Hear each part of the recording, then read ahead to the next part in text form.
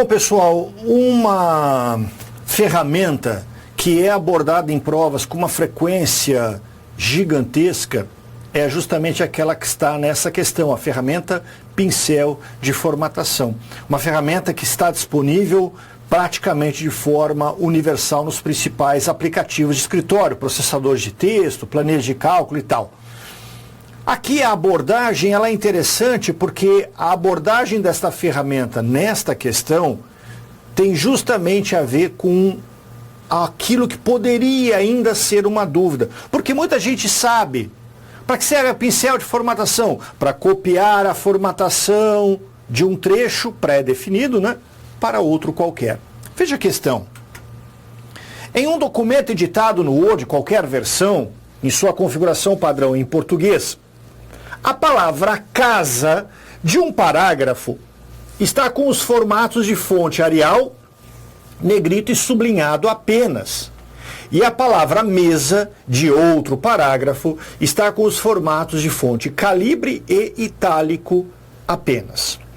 O usuário selecionou a palavra casa e a seguir clicou no botão pincel. Ah, professor, não é pincel de formatação. Ora, nome e sobrenome, pincel de formatação. É verdade, mas as bancas podem se fazer valer, né, apenas do termo primário. Então o pincel aí é bem tranquilo, a questão não merece nenhuma crítica até então. Então ele foi lá na palavra casa, clicou no botão pincel e após isso, ou seja, em seguida, clicou na palavra mesa.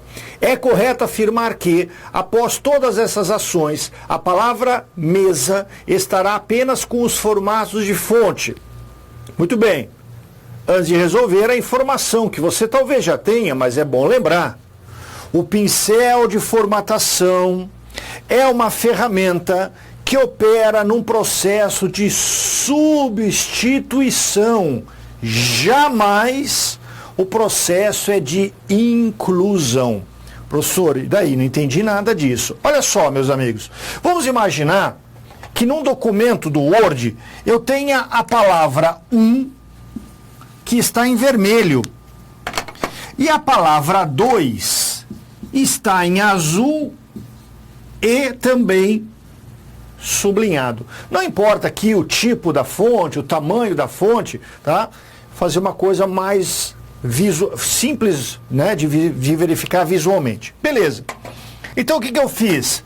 A palavra é a minha palavra primária. Eu cliquei na palavra e então nela, depois de selecioná-la, nela eu apliquei o comando pincel. E depois cliquei sobre a palavra 2. Ora, meus amigos, primeira coisa, por que não pode ser processo de inclusão, de adição? Como é que eu posso pegar a fonte vermelha e adicioná-la na fonte azul? Ah, professor, vermelho mais azul vai ficar roxo. Não, pô, não é assim. É um processo substitutivo. Ou seja, depois disso, a palavra 2 ficará... Oh, meu Deus! A palavra 2 ficará também em vermelho.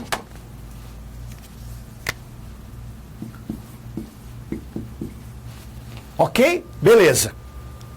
É aí que alguém poderia se confundir. Não aqui o que eu já disse, o que direi agora. E o sublinhado?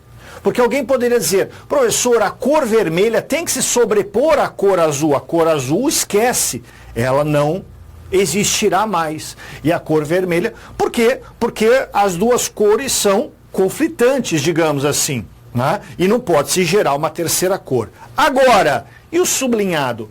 Talvez alguém pensasse, talvez. Ora, o sublinhado não conflita com qualquer tipo de informação e de formatação trazida da palavra Então ele poderá permanecer. Não poderá permanecer. É simples. É assim que você tem que pensar. Palavra 2, esquece toda a formatação envolvida nela. Toda. e aplique toda a formatação da palavra 1. Então, se a palavra 1 estava em vermelho e não está sublinhada, a palavra 2 vai ficar em vermelho e não sublinhada também. Tá legal? É uma cópia fiel do processo completo de formatação. Então, meus amigos, a parte do enunciado que dizia assim, quarta linha do enunciado, e a palavra mesa de outro parágrafo está com os formatos de fonte, calibre e itálico apenas. E daí? Esta informação, ela é absolutamente irrelevante.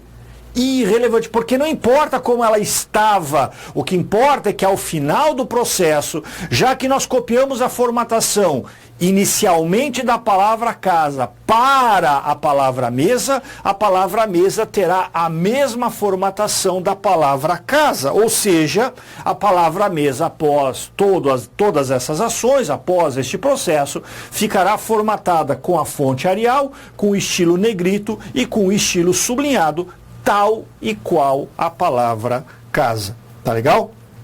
Então aí a questão tentou falar sobre coisas que poderiam deixar alguém em dúvida. Talvez.